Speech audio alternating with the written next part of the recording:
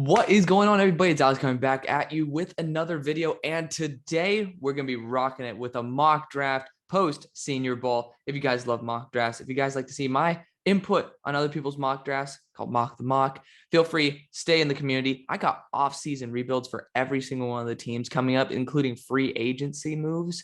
Yes, I am definitely going to be doing that because I've already built it for one of the teams, that is the Philadelphia Eagles. So if you guys do want to see that, if you guys love a team, drop it down in the comment section below. Drop down your comments as well about the whole video because I want to be able to talk with you guys, discuss it. Links down in the description for all the other goodies.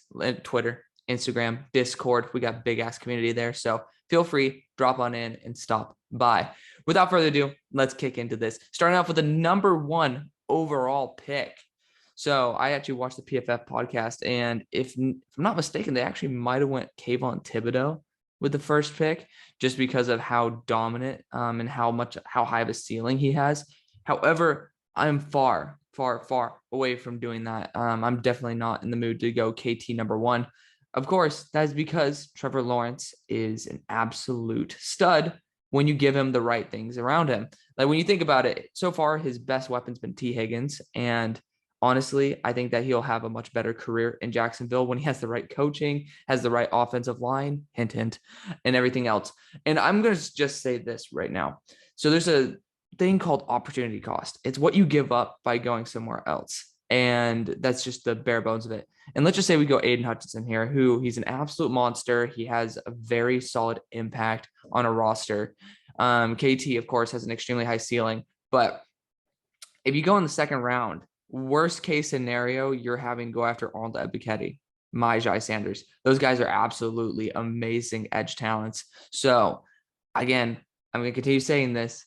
Go after the best player available. To me, that is still Evan Neal, regardless of the opportunity cost, because then you're going to be going into Daniel Faalele, Bernard Ryman, and etc. territory, which I'm lower on those guys. So let's go Evan Neal here out of Alabama. Again, interviews matter. And I think Evan Neal, he hasn't sounded dumb at all. Because again, people sometimes just aren't very good at interviews. But Evan Neal's going to test crazy, which of course the combine builds a lot of physical hype. Obviously, you've seen that before, but he's going to test crazy. I mean, the guy did something like a 40-inch box jump with a split squat. It's just ridiculous coordination. And he is one of the few tackles remaining coming into the NFL that do not hold when they block people. So that is something I'm a huge fan of. He has great technique, has a couple minor things to work on. But again, you look at Evan Neal for what he could be. I have him ranked above Rashawn Slater, how I graded him last year. So Evan Neal is going to be a bona fide stud. Big fan of his potential. Number 2, you got the Detroit Lions. And I said this last week. So you're in a battle basically between Aidan Hutchinson and Kayvon Thibodeaux here. And what's the difference? One, Aidan, he had a very good senior year. You already know that he is going to be a very good impact in the NFL. I call it Trey Hendrickson, which is a phenomenal player. Obviously, if you said that before he went to the Bengals, it would be like, okay, that's pretty mediocre. But when he's been playing for the Cincinnati Bengals, he's been a game changer. And that's great. But he's not somebody who's going to transcend your franchise. So the question is, do you want somebody who has that ceiling to really be that Myles Garrett difference maker in KT, or be what Jadeveon Clowney should have been? Or do you want to go with the steady Aidan Hutchinson to actually be a homegrown talent? Of course, Dan Campbell does love that, but somebody who is going to be able to really offer something special to the team, or somebody who's going to be a solid floor. The question is, do you want to take a chance on failing again? To me, I think they could. But something that I brought up last week when I did my mock draft was you have to factor in interview process. Kayvon Thibodeaux went to Oaks Christian, again, represent. But something about Oaks Christian is it's an amazing school, and it teaches you how to present yourself in the best way possible. So when you see KT do interviews, go to Joel Klatt's interview with him, this guy's saying words that even me, when I'm in high level courses, sometimes I don't even understand them. So he's absolutely brilliant. And I think that his football IQ is through the charts. He's a superstar. And I think that he might have the moxie to get himself into this number 2 conversation. It's a bold claim to say that Aidan Hutchinson is going to be falling this far, but I don't think it's that much of a fall. So again, you're really splitting hairs here. If you guys want Aidan Hutchinson, I totally get it. Again, Dan Campbell, certainly somebody who would want to have a homegrown talent. But at the end of the day, I think that when you talk to KT, you really start believing in who he could be. You see those high-end reps. And again, games usually are decided by 3 to 4 plays. This guy might make those 3 to 4 plays a game. Somebody who could probably rack up. I would be more confident in KT making 15 sacks a year on average. He might get to 18, might get to like 8. But Aidan Hutchinson, I think he'll be a steady Eddie around like 10 to 12 sacks. Both are phenomenal. I'm going to go KT here. Again, I have Aidan ranked higher than KT, but the upside also, if you suck, you get Bryce Young next year. You have to factor that in as well. The upside of KT is undeniable. And again, the character of KT, also undeniable, is not a locker room problem at all. He's a really good culture guy. Number 3 with the Texans. Again, this is one where it's like, do you go Aidan Hutchinson or do you go Ikem Ekwonu? And again, I like to do a trade right here with the Jets. You could also do a trade with the Giants. And that might be something that I do, because Aidan Hutchinson's an absolute freak here, right? Like, this guy's just, he's a special talent. I absolutely love him. But at the same time, the New York Giants are sitting there. They do need offensive line for sure. But Brian Daboll, you will see, we've done this before, likes to get himself offensive line from Northern Iowa like they did the year before with Spencer Brown. I could really see that happening. And it doesn't mean that because you give up on one offensive lineman that you're giving up on others. So I very well might be doing a trade here. The question is, what would the Texans lose? If they move back, could they lose Ikem Ekwonu? 100%. And that's the thing I am scared of, because you can go Kyle Hamilton at number 4, or you can go Ikem Ekwonu, and it's like, it's really splitting hairs. So which Jets team is going to want to move up? Or which New York team is going to want to move up? Because the price for moving up these spots is potentially losing Ikem Ekwonu, who is getting a shit ton of hype, and he's going to get a lot of hype. Honestly, again, I'm going to go with my guns here. I'm going to be trading with the Jets. You know, it doesn't seem right to trade it for a value like this. So I'm going to be asking for a next year's second round pick along with this year's third, just to make it a little bit more. We'll go this year 4th, just to make it a little bit more palatable for you guys who are saying that a 1 and a 3 was not good enough to move up one spot.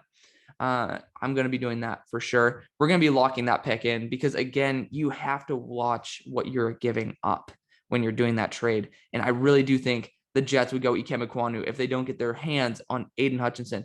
Do they need him? No. But for next year's second round pick and then this year 4th, I think that is perfectly fine. And for a team like the Texans to have a lot of issues, I 100% support them going after offensive line here with Ikem Ekwonu, just an absolute mauler out of North Carolina State. People were talking about how Trevor Penning is all this and all that.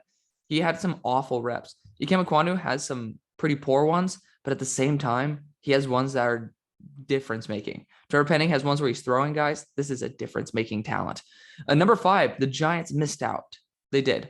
However, I don't think that is all terrible, right? So again, when you look at the talents on the board, you see that I think Trevor Penning is going to be a really good guy to get. And I do think he's going to fall a little bit. Some people are going to fall in love with that little extra, like that X factor in terms of him being able to offer that physical upside, but he's not a finished product. This is a team that might want a finished product in round 1. And this is a team that runs 3 safety sets all the time. And I mean, all the time. And regardless of who they pick here, whether it's Charles Cross, which I think would be a popular option, or Kyle Hamilton, I think either of them would be going at this next pick. So you're going to be losing either player. And I think you get the difference maker. You know, this PFF had Derek Stingley going to the New York Giants. I'm going to be having Kyle Hamilton going here. Again, a team that runs 3 safety sets. And this team is actually looking to add one more. Add a difference maker, Kyle Hamilton. You don't see safeties ever built like him. So the size, the speed, the intellect, it's off the charts. Number 6, So this is a contention pick for Malik Willis here, who's a high upside player, but you aren't gonna save yourself with a QB. Man, like I really do. I kind of want to trade back here if we're gonna be 100% honest, because again, I can't see him going here. We could flip picks with the New York Giants again to be able to select somebody who's a high end talent, but I can't really see that happening. So let's analyze. The next pick's going to be Tyler Linderbaum. I think that's just a total Brian Dable move. But again, this is also a team, honestly, the more I think about it, that could afford going after Derek Stingley. It was my mistake on the last mock draft or 2 mock drafts ago about thinking that there was a new contract given out to Dante Jackson. There's not. And I don't think that Stephon Gilmore is going to return. So at this point, could you not get a difference maker with Derek Stingley? And at that point, it's like, okay, well, the potential's there. He's either going to be going here or potentially to an in-division rival in the Atlanta Falcons. That is why I'm bringing this up, because a lot of times teams play defense against their opponents by making sure that they don't go up against talents like Derek Stingley twice a year with AJ Terrell. So it's weird. It's weird to say this. And I don't like usually going corner for this team because I don't think that's one of the pressing issues. But you have to go best player available. Quarterback's not going to save Matt Rule's job. And I don't think the GM is really going to care about what Matt Rule wants. He's going to be like, listen, Ben McAdoo is not like, we're not going to take a project quarterback with a guy who, I'm going to be honest, Ben McAdoo is not the guy who I'd trust to develop Malik Willis. So they're going to be going Derek Stingley Jr. here out of LSU. Again, injuries are a big concern.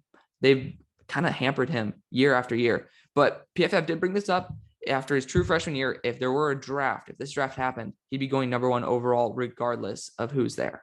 Regardless, this guy has the potential to be a real lockdown corner. You pair him up with CJ Henderson, which you could put in the slot, as well as, of course, JC Horn. This team will actually light it up. And again, you're looking at their division. You have Matt Ryan, who probably isn't going to be there very long. Might be there for 1 more year at most. Tampa Bay, you're looking at Pick City right there. And then New Orleans, you don't even know what's going to be going on. And we're going to see a quick change up here real soon because of that. So number 7, we got the Giants. And again, I think this is such a Brian Dable move. Going Tyler Linderbaum is going to be the pick. I will have to give a shout out to Nakobe Dean, though. I think he and Devin Lloyd are heads above every other linebacker in this class by a good margin. Again, Devin Lloyd, very solid, very steady. I think Nakobe Dean brings a lot more upside, but both of them phenomenal athletes. If Brian Dable doesn't want to go Tyler Linderbaum, which I think he's such a Bills type of offensive lineman, that's why I'm doing it. I think that trading back, getting either Trevor Penning or getting someone like not Derek Stingley, but going after Nakobe Dean, that is the right move. Number 8 for the Falcons. This is really down to edge talent as well as corner talent. And I think Sauce Gardner might become a top 10 pick. If he tests in the 4.4s, he's going to be a top 10 pick. The guy's performed better than Derek Stingley. He is pretty much everybody's cornerback 2, if not cornerback 1, which he's been my cornerback 2 the entire year. So love Sauce. Love him to death. Great guy. You could tell when he's not on the field, there's a difference. And I got to shout out Derek Stingley because we do shit on him quite a bit. But when you see him on the field, he looks different as an athlete. Like that, he passed the eye test. Same thing with Sauce. Sauce is just on a different level. When he was able to stop Jameson Williams from torching him over the top, which I think was the big test, is like, hey, can you deal with a speed receiver? He forced Jameson Williams, which credit to Jameson for being able to change his game, but he changed the game up. Again, I think that this is a brilliant idea by PFF. They said, I'm going to keep referencing him because, again, Mike Renner's a smart-ass dude. Even though they have some crazy, stupid picks, it's still brilliant. When you look at it, an impact of a rookie is going to be really dependent on what's around him. And again, Karlaftis, I love Karlaftis. I love Jermaine Johnson. I think this is the ceiling where Jermaine Johnson goes. If he tests in like the 4.4s, or if he somehow gets like 4.3 or something like that, maybe we could start testing up here. But I don't think he gets that much hype yet. I think that someone like Sauce Gardner, who's already proven it, is going to have a lot bigger of an impact. But again, you're seeing the secondary strengthen in this division. This is how you're going to pair him up with AJ Terrell. You very well might have, like I say this every time I get Derek Stingley to this team, the best corner duo in the NFL. And you're going to be rivaling your in-division rival with someone who's never let up a touchdown in their college career. The guy is just an absolute difference maker. I think he's going to be going here. Again, those two have, in my opinion, separated themselves from the crowd. Number 9 with the Broncos. Again, we're going to assume that there's no player trades in this because this could be like a Rodgers trade candidate. If they are sitting here, quarterback should be on the mind. It should be. But I don't know if they actually go after a quarterback in round 1. I don't, because none of these guys are guaranteed hits, right? Linebacker is a huge issue. And I actually really liked their idea of going after Devin Lloyd, but I would do that by trading back rather than going for him right here. Jordan Davis being up here is ridiculous, absolutely ridiculous. But a team that might want a difference-making wide receiver might be looking at Treylon Burks and be like, yes, he's projected in the 4.4 range, and the 4.3, I think he's projected like 4.38, which is ridiculous. Absolutely ridiculous for a man of his size. But you have some offensive talent here with Charles Cross, and you have the Jets sitting here who would definitely nab him up if they get the chance. So we got to see if there's a team that might want to trade up ahead of him. And I'm not seeing a team besides the Ravens, which I sure as hell am not trading with the Ravens if I'm the Broncos, because regardless of the pick that you get, it's not really worth it to strengthen somebody who will be getting in your way year after year. So again, I'm not seeing any team that would actually be able to give me enough draft capital to move up. So I'm going to flop with the Jets because, again, like there will be teams trying to move up here. There will be. So I could see the Dolphins trying to make a big move, trying to get Charles Cross an impact offensive tackle. But this is going to be a trade with the Broncos because I was actually really planning on someone like Kenyon Green for this team. But we are going to require a 3rd-round pick, and we're going to swap it with a 5th-rounder just because getting another 3rd-round pick is definitely something that you should do. So the Jets are going to be moving up, and this could have been Treylon Burks here, but I'm going to be going Charles Cross out of Mississippi State, somebody who's going to be really good in pass sets. This is a team that could definitely use an offensive tackle for the right side. You have guys under contract for 1 more year. That's wonderful. You plan for the future in the draft. Charles Cross has had I think 600 pass blocking reps over the past 2 years. This guy is going to be a very, very, very big plus for somebody like Zach Wilson. So you get Aidan Hutchinson, Charles Cross, next round, maybe a wide receiver. That is how you build through the draft. Build those trenches up and be able to protect your quarterback at the same time. Maybe go to free agency for wide receiver and stuff, but this is going to be a difference-making pick. Number 10 for the Broncos. So again, I'm really dabbling with the idea here of Nakobe Dean or Devin Lloyd. If Nakobe tests in like the 4.3 range, which I think he could, then this guy's absolutely a good candidate here. Alexander Johnson's going to be up for contract. I think that would be a very solid selection. So I'm really eyeballing these two guys because I think it's going to be a really good move. And this is where we're going to see Nakobe Dean out of Georgia come off the board. Nathaniel Hackett's first pick is going to be a blitzing linebacker.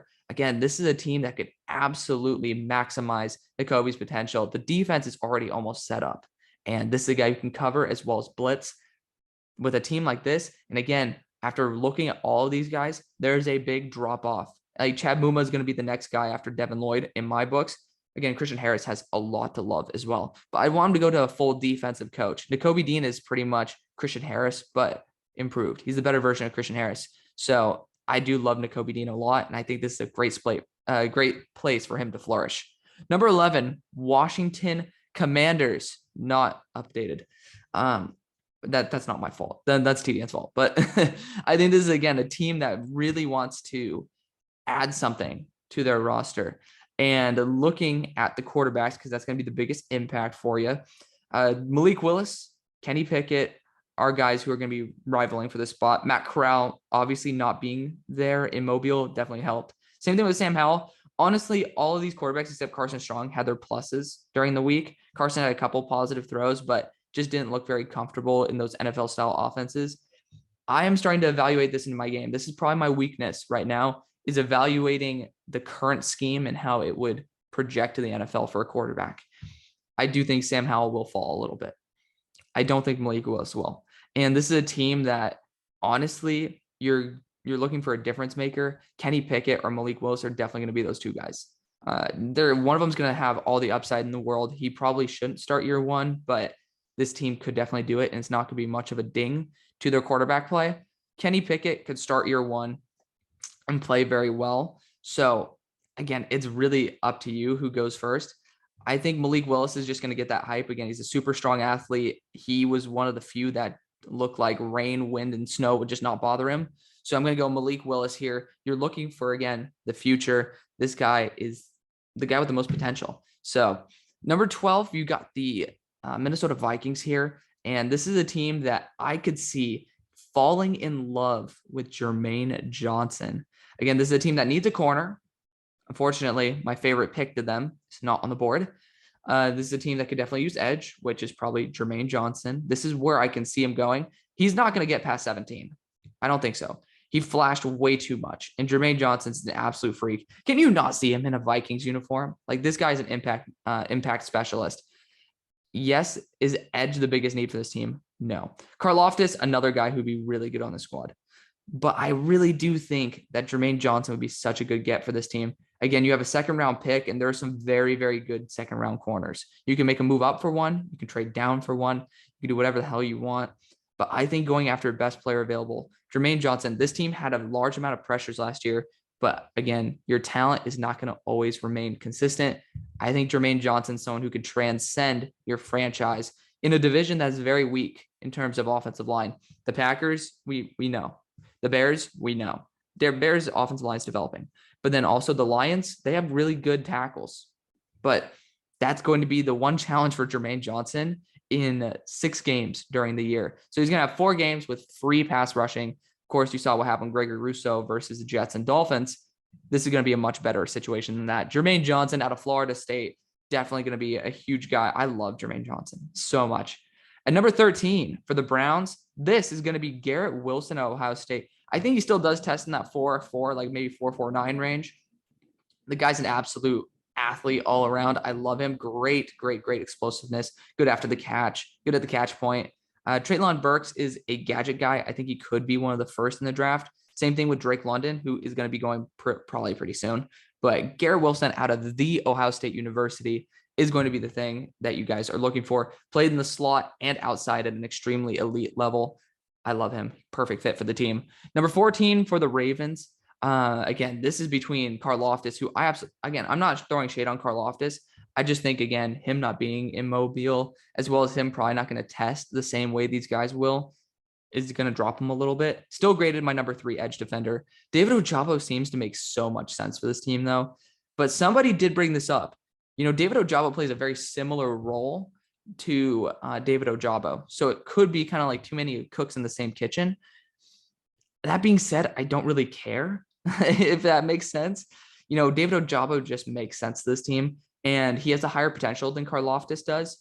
And I think that somebody on the interior, because it's a really good interior class, could offer a little bit more than Karlaftis does when paired with David Ojabo. So I think that that is the route this team goes. Philadelphia Eagles are sitting here at 15. And again, we have to think of the Howie factor of the situation. I like to be able to put it in terms of Howie rather than in terms of just solely what I would do. Howie has not drafted a first-round linebacker since 1985. Not Howie, but the Eagles in general. That includes Howie Roseman. They also don't get corners in the first round or the second. They like to wait to the later rounds, and they usually hit on them too. They also go to free agency for it. So I think that that is a big factor that we need to put into this equation, because we want to make this semi-realistic. I'll, of course, do what I would do mock draft probably after the Super Bowl, maybe a week after the Super Bowl. And we got fan mocks coming up, so keep your eyes out on that. But this is a team that I could definitely see going after wide receiver, edge, as well as offensive line talent, because Kenyon Green is here, and I think that he's a phenomenal fit. You're also going to potentially see him going here to the Chargers. The fact is, he played 4 positions this year. 4 positions. Ridiculous. And I think that he'd be such a good get for this team. Again, Karlaftis might continue falling to pick 19. That's a big win for us.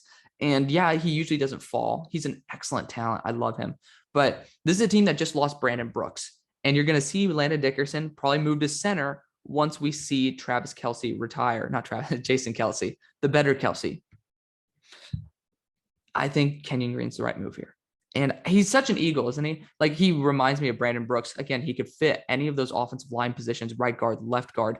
I think he should play left guard in all fairness, but I think he plays all those positions really well. And he plays tackle when Lane Johnson would want to retire. This guy can play everywhere. I think that he is really a true Eagle in my books. We're going to go Kenyon Green here out of Texas A&M. Yes, is it the best move? In my opinion, no. I would not go that route solely. I would probably go after someone like Devin Lloyd. That being said, you have some amazing talents like Chad Muma, Brandon Smith, Leo Chenal, that you get, Troy Anderson, that you can get in these later rounds, which is when the Eagles strike on it. That would be better choices for what Howie Roseman would do. Also, the value is phenomenal. I would never go wrong with that. Again, with the offensive line talent not being so bueno, and people will say it's really good, it's good at the top of the draft, not past that. Number 16 with the Eagles again. This is either going to be George Karlaftis or else it's going to be a wide receiver, and I think Treylon Burks is going to catch Howie's eye. Would I go defensive positions here with these first 3 picks? Absolutely. Again, you got to factor in the Howie factor. Treylon Burks is going to get all the hype. If you get the next DK Metcalf and right you're wrong with JJ Arcega-Whiteside, that is going to be the biggest impact for this team. Number 17 for the Chargers. So we've already lost my favorite players to this team. Treylon Burks, a big one. Kenyon Green, another huge one. Jermaine Johnson, another huge one. This team sitting here could trade back 100% because Jameson Williams is on the board. I think that would be a big get for this team. Travon Walker, another big. I love Travon. We could see Devin Lloyd going to this team. Linebacker is a very underrated need for this squad, and Devin Lloyd is definitely worth the pick according to my books. So I would love that. However, I think going after maybe offensive line wouldn't be a bad idea. Just, I don't think the potential is there. You could go Trevor Penning and just say, hey, you're going to sit for a year behind Brian Bulaga. And that would be a great idea. That might be where I go. Honestly, that'd be a very fun option. I just don't know if the team does it. I don't know if the team pulls that move off. You got, again, Travon Walker, George Karlaftis on the board, as well as high-end corners like Andrew Booth. But I think guys like Trent McDuffie would be a better fit. Yeah, someone put this in the comments section, so I'm going to shout him out. Fit does matter almost more than talent for cornerbacks. Again, you see these like low-end corners perform well in the right scheme. So out of respect for that, shout out to you. So honestly, this, after seeing what Joe Burrow just got, this is going to be Jameson Williams out of Alabama.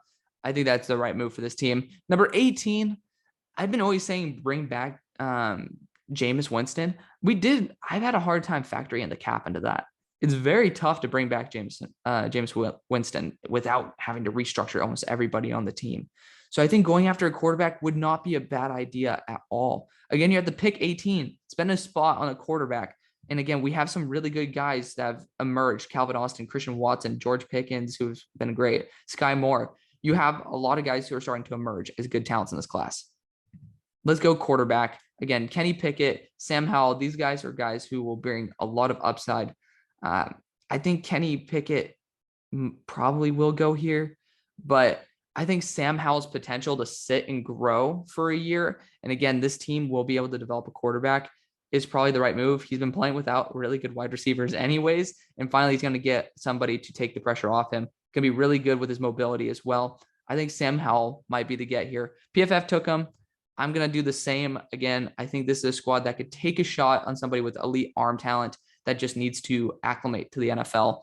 And again, it's a weak division, so you don't have to perform at Super Bowl level to actually compete right now, which is the perfect time to incubate a quarterback to a high level. Eagles sitting here. This is going to be George Karlaftis.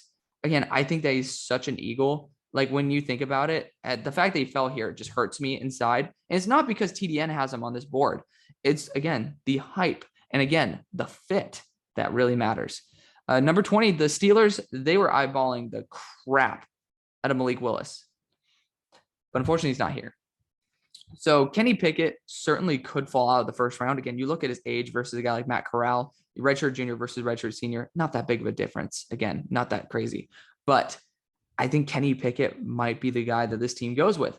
Again, somebody brought this up, and I will give him respect as well. Why do they need to watch Kenny Pickett when they've watched him for the past 4 or 5 years? I get that. And I think, again, he's kind of a Steeler, so we'll go Kenny Pickett here out of Pittsburgh. With the Patriots on the board, this is Devin Lloyd. I don't care which wide receivers on the board. I don't. Oh, Drake London's here. Oh, I love Drake London. Again, I think Devin Lloyd's more of a Patriots pick. They don't go corner in the first. Oh, it's killing me. We need a team to trade up. We do. We need a team to trade up right now for our boy Drake London. He is so damn good. He's such a good talent. But for the Raiders, this might be honestly Drake London's team. I think that they might pass on someone like Chris Olave, who's a very good route running technician, who I think honestly fits better. But they're going to go Drake London out of USC. I think that is going to be the pick. Honestly, that's the right move. So they're going to be doing it. Number 23 with the Cards, I will say Zion Johnson deserves to be in consideration here, 100%. But I think there's good guard talent down the board, and you don't need someone who's a guard center hybrid. I think you go with the best player available. That's going to be Travon Walker. And let's just check who else is on the board right now. I don't really see anybody who's really rivaling Travon Walker right at the moment. So Travon Walker out of Georgia, going to be the pick. Again, a guy's going to test out of this world. I love Travon Walker so much. Number 24 for the Cowboys. Oh, we're out. We're out of luck on Nakobe Dean. That's okay, because you're going to get a stud in Jaquan Brisker here out of Penn State. You could go after offensive line right now with Trevor Penning, but again, a lot of those reps were really bad. You have to be able to sit them for quite a while. Number 25 with the Bills. I think this team very well might go after someone like Chris Olave, or I think this is a perfect fit for the team. Zion Johnson, team looking for a guard center hybrid. I would go after wide receiver personally. Again, people are going to say Jordan Davis. I don't think he tests that well. And I don't think that he's going to have the stamina to actually put up the amount of reps that he needs to get that hype. So we're going to be going Zion Johnson here out of Boston College. Again, a guard center hybrid that really brings some oomph to this roster. Number 26 with the Titans. I think this could be Chris Olave again, but I think this is a good trade out spot because Matt Corral's here. They already said we're going quarterback. That's like, we're not going quarterback. Tannehill's our guy. They could also get Josh Rosen here, but Matt Corral certainly deserves to be a pick in this range. Tampa Bay might be the team to do it, and I don't think Tennessee likes that much. So I would be looking for a team to trade up for Matt Corral.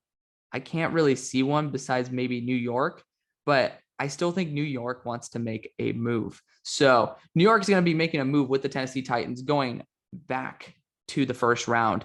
And again, I think this is a solid move. I was actually projecting him to fall a little bit more, but people love him so much. I guess we got to do it. So we're going to get this third round pick thrown in here. We're going to ask for maybe a sixth in return just to be able to move up 10 spots. That's a big move up. So I'm going to respect the position of the draft board and offer a third round pick. This is going to be Trevor Penning out of Northern Iowa. Again, Dable was there when they drafted Spencer Brown. Trevor Penning going to be the right move. Leaving the Buccaneers here.